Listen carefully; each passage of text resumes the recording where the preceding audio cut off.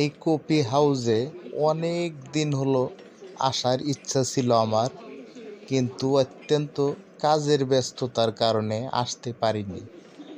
আজকে একটু ফ্রি হলাম, সেই কারণে তোমাকে নিয়ে আসলাম এই কফি হাউসে।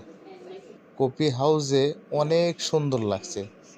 দুজন মন খুলে আমরা গল্প করে যাচ্ছি।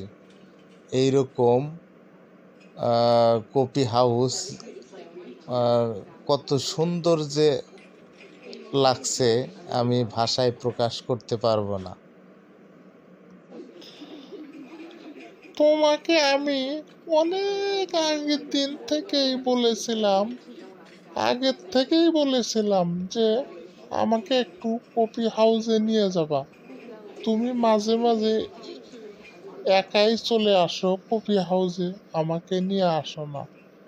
আজকে ভালোই হলো, আমাকে নিয়ে আসছো। আমার অনেক ভালো লাগছে।